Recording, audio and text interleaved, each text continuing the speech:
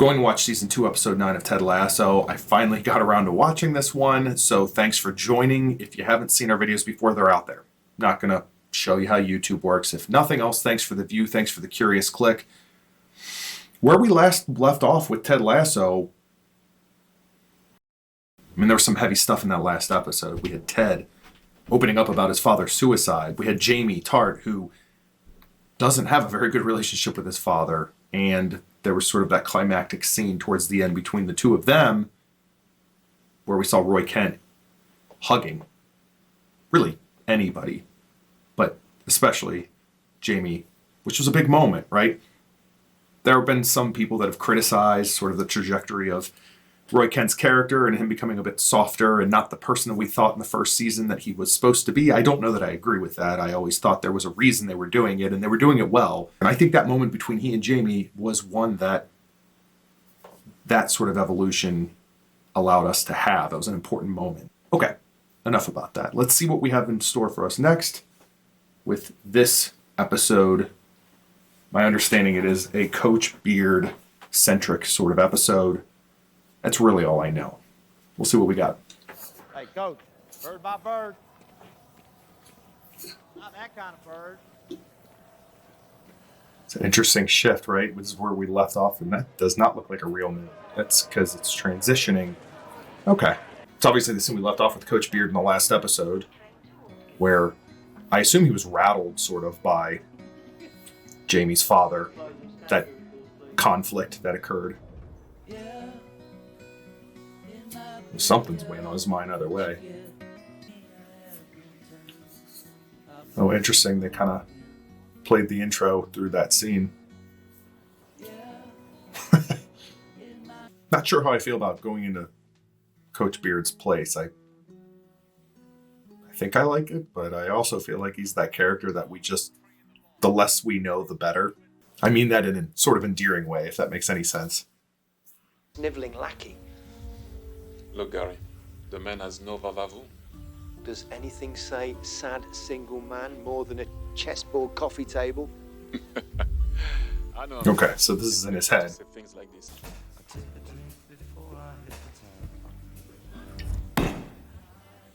It's a cool transition. You basically left Sorrow back there to defend by himself. In a semi-final. A semi-final! He dropped his keys just there? Hey, Beard. Drop your keys. Oh, okay. There were his keys. Rough match, mate. We thought you needed a hug. These guys. I thought you needed a hug. Have you ever been to Vegas? What's Ted like behind closed doors? How do you cope knowing the universe is infinite, but your consciousness can end in a second? He's going to answer all three, because he's Coach Beard. I've been to Vegas many times. 1 night is good. 2 nights is perfect. 3 is too many. Ted is a man. Just a man. And as for the fragility of life, I'm so glad someone finally asked. If this is all indeed a simulation, which everything in my experience suggests that it is.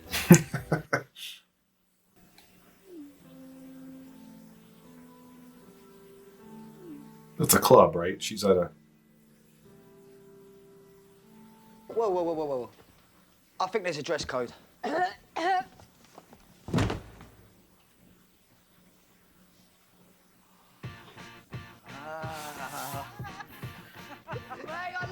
Well, that'll be interesting.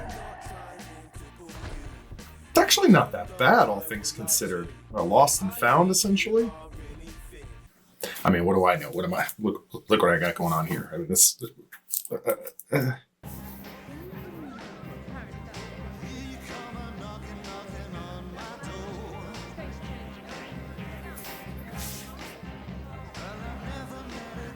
Got a lady in a red dress situation here.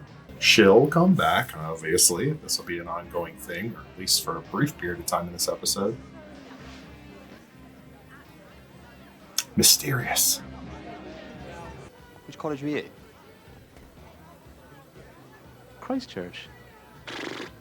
Our main rivals. I'm a Merton man myself. Nothing like waking up every morning to the sound of the dubs and organ at 8:15. Am I right? You Merton motherfucker! Pretty impressive. How do you know all that stuff about Oxford?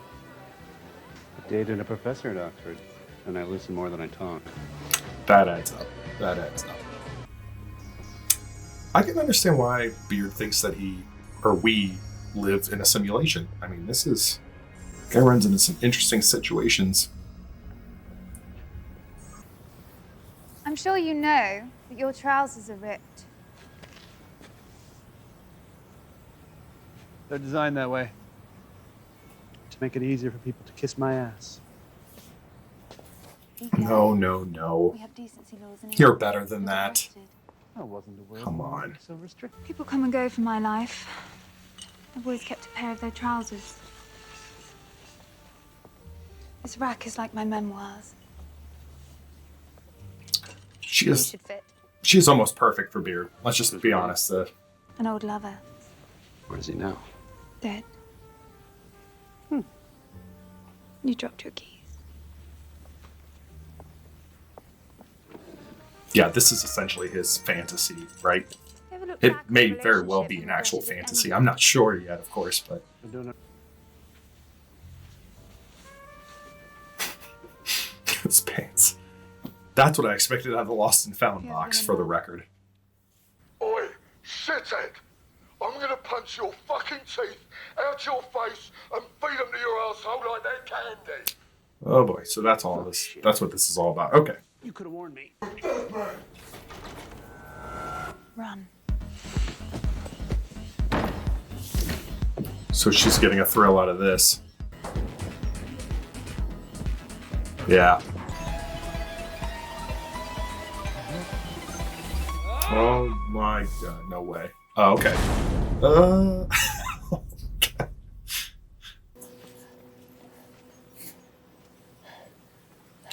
Part of me wonders, is this just a normal night for Beard, or are we just getting to witness something a little... Oh, there's British Dave Bautista again.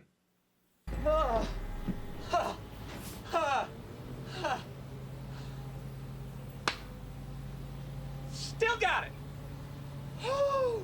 Still got it. That makes me curious. What does that even? What do you still got? What was that? What does that mean? We're not going anywhere until you tap in. Of course. My pleasure. His pants. So what? His keys, his wallet, is that all at that lady's apartment? I gotta think that one through. I guess we'll find out. Could I please use your phone? My personal phone. Yes, I've lost my phone and my wallet, and I'm just trying to get back home. There it is. And what would you be using my personal phone for, sir? Next thing I know, my hard drive is being confiscated by MI5 for illegal images that you've tricked me into downloading. Oh, no. You'll not make a fool of me. Not you, not a... I mean, he just jumped off of a building into a dumpster, and this guy is where he just gives in. Can't overcome that roadblock. Oh, yeah. For the story, it's fine. Jamie Tart's dad. Look who it isn't. Or... By the way, James Tart, Jamie's dad, very well cast. Like, he looks a lot like an older Jamie Tart. Look into that. Just take another look if you haven't taken a close enough look. I assure you, I'm right on this. Is Jamie Tart's dad really here in this moment? What are the odds, right? Little Blue Moon playing. Tying into the last episode, of course. How about we call this a draw? Oof. This is not gonna... No. This isn't real. None of this is real. It can't be. Say goodnight, son. Say goodnight, son. And what is happening? No. He's bringing his phone and I wallet. left these at our flat. I'm sorry I lost my temper. Okay, so he really did lose his temper. And I'm not even a Richmond fan, but mamma mia, that was tough to watch. I was wondering when someone would acknowledge that he was a coach for AFC Richmond, right? Like, the guy that wouldn't let him use the phone. The guy that was chasing him down. I get that it was a fight or flight situation for Coach Beard, but we got a lot of text messages we've missed here?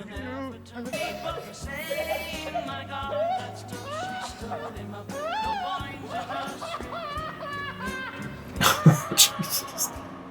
What's this limo doing?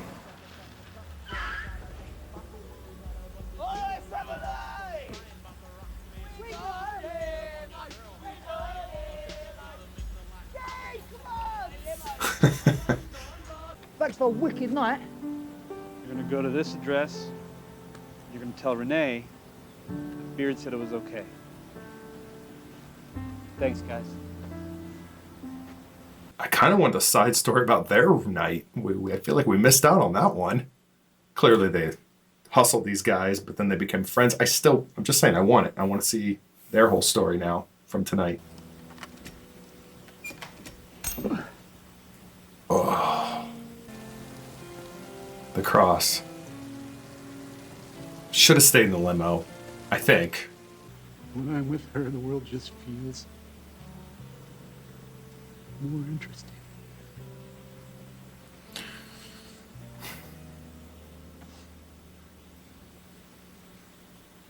This episode's just wild. Like, what is happening? Coach Beard sent us.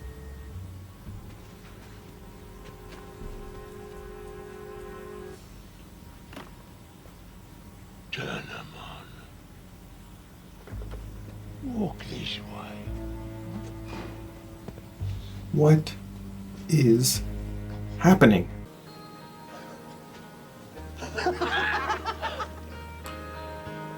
It does say, yeah, they get to go on the field. It's a nice gesture from Coach Beard. That's actually a cool moment for these guys to see this.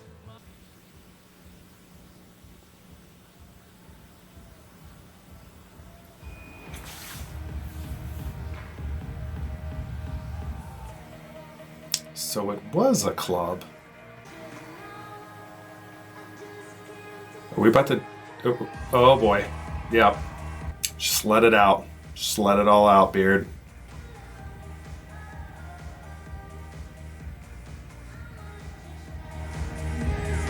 Try this on. I'm really not sure what lesson we're learning here. I'm not saying we need one, but I still wonder.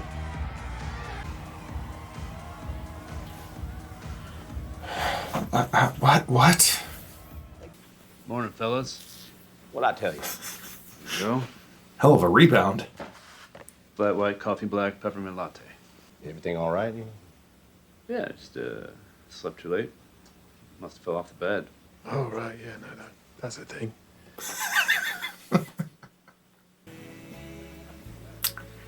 I mean, I'm ready to go to bed now after just experiencing that. I'm exhausted just witnessing it.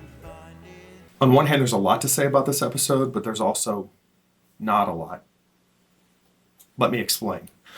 On one hand, we get a bit of a point of view of Coach Beard. It's sort of a bottle episode. And I know this was one of 2 episodes that were sort of padded on to the otherwise 10 episode season that was supposed to happen for season 2. This and the holiday episode, episode 4, were the ones that they were that they added to the season. And it makes sense. They don't want to mess with sort of the larger story arc of this season if you're going to come in on the back end and add 2 episodes. But with that said, this episode did a good job of actually tying it in with the episode that we just saw, episode 8, from Coach Beard walking away after sort of this crushing loss. I don't know what it was originally planned or if they added that scene at the end of episode 8 to accommodate this one. I'm not sure what happened first. You know, I wasn't sure how I would feel about sort of lifting the mystery, so to speak, of Coach Beard. We're seeing his apartment. We're seeing what he's dealing with on a personal level inside of his own mind. And part of the fun of Beard is that intrigue, that mystery. You know, you don't know where he's coming from, and that can make a very powerful character. But at the same time, I don't think we learned a whole lot about Beard, other than that he is trying to find his place in this world when it comes to his apparent desire for a meaningful relationship. right? Did he get that? I don't know. That's another thing, right? I mean, I think the blue moon theme makes sense. They had the blue moon up in the sky, it looked very artificial, but I think that was really to kind of hit us over the head with it. And it was outside of the club that they were at, the private club they were at. So it makes sense. The song Blue Moon tying in with the loss of this game, but also his desire for a love of his own as part of the lyrics of the actual song of Blue Moon. I get that. And I can appreciate that. But at the end of the day, if Beard ends up with Jane, I'm not sure how I feel, in the sense that I think he just ties a lot of his happiness into some sort of connection. But Jane, I've not seen any indication that she is a very great person. Great for Beard, possibly.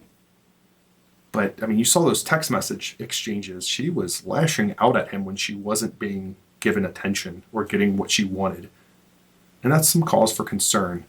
And maybe that's part of the lesson here, or maybe that's part of the outcome that we need to work with. And maybe we'll find out more in the episodes to come.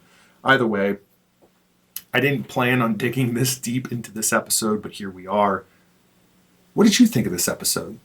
Did you know that it was meant to be sort of a standalone episode, or one that was written outside of the context of an initial 10-episode run? If you did, how did that impact your viewing of this? Because it certainly was in my mind when watching it, for better or worse. If you didn't know, does it change anything knowing it after the fact? Those are things that I find interesting. So leave us a comment. You know how this works. Appreciate you watching. We'll be back for another episode of Ted Lasso. I don't know which one, but it'll be one of them. We'll see you.